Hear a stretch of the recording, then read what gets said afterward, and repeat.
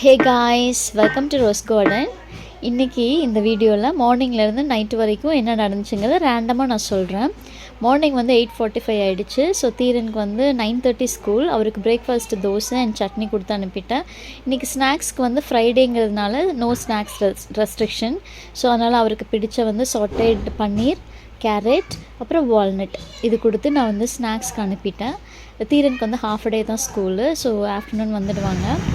அவனை ஸ்கூலில் கொண்டு போய் விட்டுட்டு வந்து நான் வந்து பாப்பாவை ஹாஸ்பிட்டலுக்கு என்னை கூட்டிகிட்டு போனேன். ஏன்னா அவள் வந்து கீழே விழுந்துட்டான். பின்னாடி வந்து மண்டையில் வந்து அடிபட்டுருச்சு, தலையில் கீழே விழுந்துட்டான்னா உயரத்துலேருந்து விழுந்துட்டான், ரொம்ப உயரத்துலேருந்து.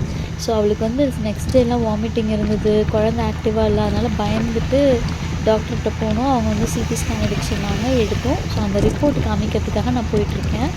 டூ வீலர் ஓட்டுறதுக்கு இல்லை கார் ஓட்டுறதுக்கெலாம் எனக்கு கான்சென்ட்ரேட் பண்ண முடியல. அதனால் நான் இன்றைக்கி ஆட்டோவில் போயிட்டு முதல் ஆளாக வெயிட் பண்ணிகிட்ருந்தேன். ஸ்கேன் ரிப்போர்ட் காமிச்சு டாக்டர்கிட்ட என்ன அவங்க சொல்கிறாங்க அப்படிங்கிறது. 4-5 டேஸாக நம்மளுக்கு வந்து உயிரே இல்லை, அந்த மாதிரி தான் இருந்துச்சு. அப்புறம் வந்து வெயிட் பண்ணேன். டாக்டர் வந்தாங்க. டாக்டரை பார்த்துட்டு திருப்பி வீட்டுக்கு போயிட்டுருக்கோம். எந்த பிரச்சனையும் இல்லை, ஷீஸ் பர்ஃபெக்ட்லி ஆல் ரைட், கீழே விழுந்ததுனால ஒன்றும் பிரச்சனை இல்லை அப்படின்னு சொன்னாங்க. இப்போ தான் போன உயிரே திரும்பி வந்தது. இந்த ஹாஸ்பிட்டல் வந்து வீட்டிலேருந்து 4 கிலோமீட்டர்ஸ், ஹைவேல தான் போகணும். அப்புறம் வந்து மத்தியானம் சமைக்கலாம் அப்படின்னு சொல்லிட்டு நான் வந்து குக்டுலேருந்து பிரியாணி கிட்டு, அப்புறம் வந்து சைட் டிஷ் கிட்ஸ் எல்லாம் ஆர்டர் பண்ணியிருந்தேன் போன வாரம். ஸோ அதை இந்த வாரம் நம்ம செஞ்சு பார்க்கலாம் அப்படின்னு நான் வந்து இந்த மாதிரி பேக்ட் ஐட்டம்ஸ் நான் வந்து சாப்பிடவே மாட்டேன். நான் வந்து 30+ என்னோடய வயசு. அதனால் நான் மேகியே ஒரு 2 டைம்ஸ் தான் சாப்பிட்ருப்பேன்னு வச்சுக்கோங்களேன். நான் வந்து சாப்பிடவே மாட்டேன். சாஃப்ட் ட்ரிங்க்ஸ்லாம் குடிக்கவே மாட்டேன் நான். இது வந்து 2 பிரியாணி கிட்டு வாங்கியிருந்தேன், திண்டுக்கல் பிரியாணி கிட்டு 2 வாங்கியிருந்தேன். அப்புறம் வந்து இன்னொன்று வந்து ஆம்பூர் பிரியாணி. இது வந்து ரைஸ் இல்லாமல் பேஸ்ட் மட்டும் வருது. ஆம்பூர் பிரியாணி வாங்கியிருந்தேன் ஒரு பேக்கெட். அப்புறம் இது வந்து காம்போ சைட் டிஷ் ஃப்ரைடு. இது வந்து மெட்ராஸ் 65. அடுத்து என்னது, பள்ளிப்பாளையம் மசாலா. அடுத்து வந்து மதுரை சுக்கா. இது 3 காம்போ. இது காம்போ நான் வாங்கியிருந்தேன். எல்லாமே 50 கிராம்ஸ் ஈச். சரி, ட்ரை பண்ணி பார்க்கலாம் அப்படின்னு சொல்லிட்டு. இது வந்து காம்ப்ளிமெண்ட்டாக அவங்களே அனுப்பிச்சிருந்தாங்க நம்ம இவ்வளோ ஆர்டர் பண்ணுறதுனால. நான் வந்து இந்த மாதிரி பேக்டு சாப்பிட மாட்டேன். பட் குக்டு வந்து ஸ்டார்ட் பண்ணுறதுலேருந்து நான் பார்த்துட்ருக்கேன். அந்த கோவிட் டைம்லேருந்து. சரி, இவங்களோடது ட்ரை பண்ணி பார்க்கலாம் அப்படின்னு சொல்லிட்டு. ஏன்னா அடுத்த வாரம் எங்கள் அம்மா ஊருக்கு போகிறாங்க. குக்கிங் ஈஸியாக இருக்கணும் அப்படிங்கிறதுனால நான் வந்து இதை ஆர்டர் பண்ணி போன வாரம் வாங்கியிருந்தேன். இதெல்லாம் சேர்த்து எனக்கு 900 சம்திங் வந்துருந்துச்சு. இப்போ நான் என்ன செய்ய போகிறேன் அப்படின்னா, ஆம்பூர் பிரியாணி பேஸ்ட் தான் அந்த மசாலா போட்டு பிரியாணி செய்ய போகிறேன். இதுக்குள்ளே இருக்கிற பேஸ்ட்டு எசென்ஷியல் ஆயில் 2 தான் இருக்கும். அந்த பேஸ்ட்டோட வெயிட் வந்து 255 கிராம், எசென்ஷியல் ஆயில் வந்து 5 கிராம்ஸ். ஸோ 255 கிராம்ஸாக நம்ம என்ன பண்ணணும்னா 1/4 கிலோ. இது வந்து பேஸ்ட் வந்து 1/4 கிலோ ஆகிடுச்சு. நம்ம 1/4 கிலோ அரிசியும் 1/2 கிலோ நம்ம சேர்க்க வேண்டிய மட்டன், சிக்கன் ஆர் வந்து வெஜிடபிள்ஸ், பன்னீர், அந்த மாதிரி எனிதிங் 1/2 கிலோ. ஸோ மட்டன் நம்ம சேர்க்க வேண்டிய கறி வந்து ஒரு 1/2 கிலோ, பேஸ்ட்டு ப்ளஸ் ரைஸ் இது 2ம் சேர்த்து 1/2 கிலோ ஆகிடும். இதுக்கு தேவையான தண்ணி 350 ml கொடுக்க சொல்லியிருக்காங்க. ஸோ ml போட்டு அந்த தண்ணி ஊற்றி நம்ம வேக வச்சு எடுத்தோன்னா நம்மளுக்கு வந்து 1 கிலோவுக்கு மேலே நம்மளுக்கு வந்து பிரியாணி கிடைக்கும். இதுதான் அளவு. ஸோ நான் இன்றைக்கி இது தான் செய்ய போகிறேன். இது வந்து குக்கிங் இன்ஸ்ட்ரக்ஷன்ஸ்லாம் பயங்கர நீட்டாக ஸ்டெப் பை ஸ்டெப்பாக அழகாக நம்பர் போட்டு சூப்பராக சொல்லியிருந்தாங்க. வெரி ஈஸி இன்ஸ்ட்ரக்ஷன்ஸ் தான், easy steps to follow to make a biryani. So நம்ம பண்ணி பார்க்கலாம் எப்படி இருக்குது அப்படின்னு சொல்லிட்டு. பாப்பாவுக்கு பிரியாணி ரொம்ப பிடிக்கும், நான்வெஜ் ரொம்ப பிடிக்கும்.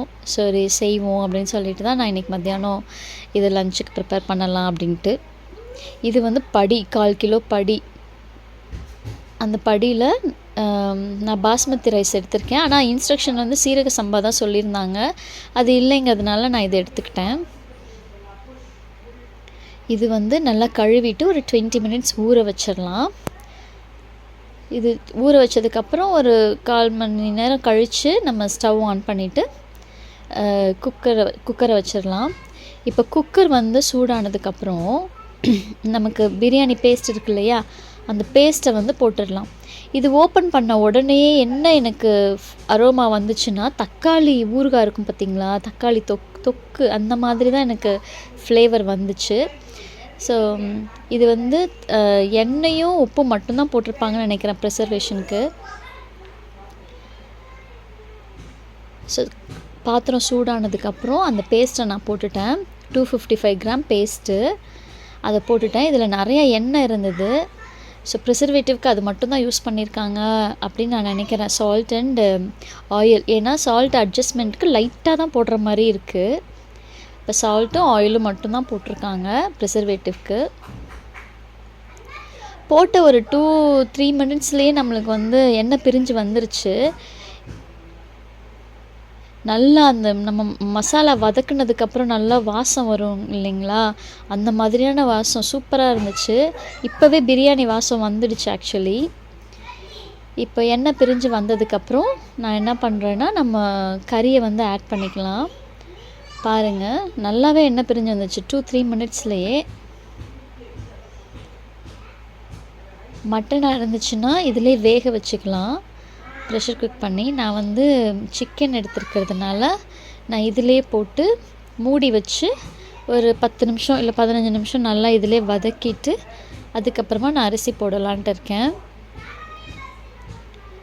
நல்லா கழுவி மஞ்சள் பொடி போட்டு க்ளீன் பண்ண சிக்கனை இதில் போட்டுட்டு ஒரு 10 மினிட்ஸ் to 15 மினிட்ஸ் மூடி வச்சிடலாம். நான் இப்படி தான் பண்ணேன், அவங்களும் இப்படி தான் சொல்லியிருந்தாங்க. இது வந்து மூடி வச்சிடலாம். இந்த மசாலா வந்து சஃபிஷியண்ட்டாக இருந்தது, பத்தாம மாதிரிலாம் இல்லை, பயங்கர எனஃபாக இருந்தது.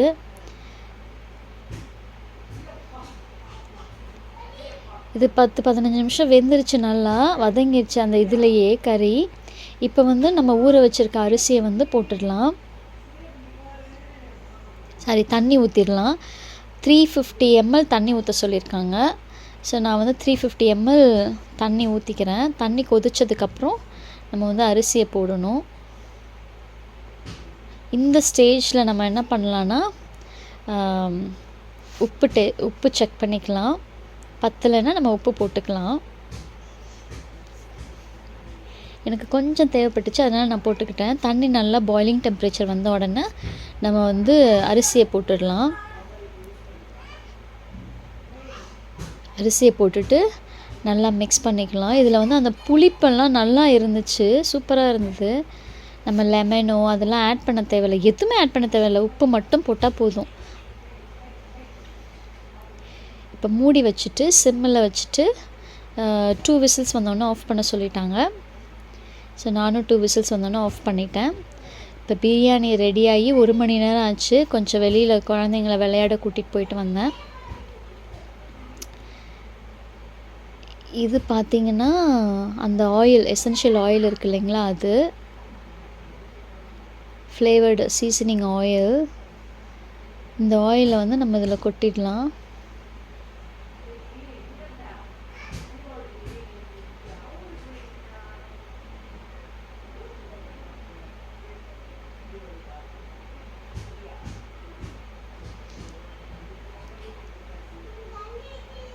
பிரியாணி வந்து நல்லா வெந்துருச்சு.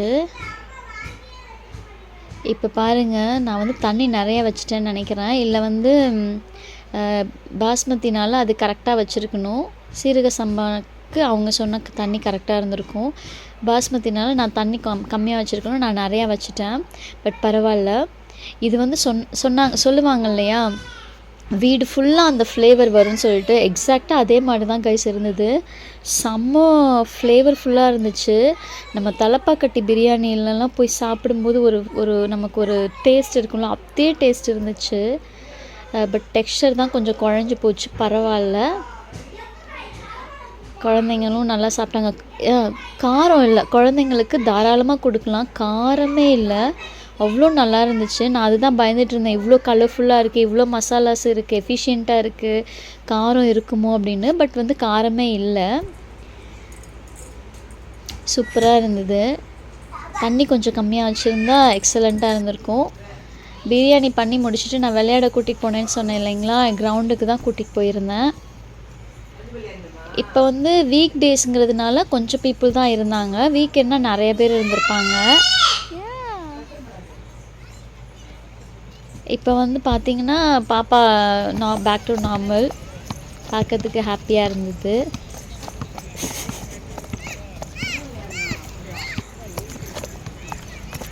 அவ்வளோதான் guys. Thank you so much for watching this video. See you. Bye bye.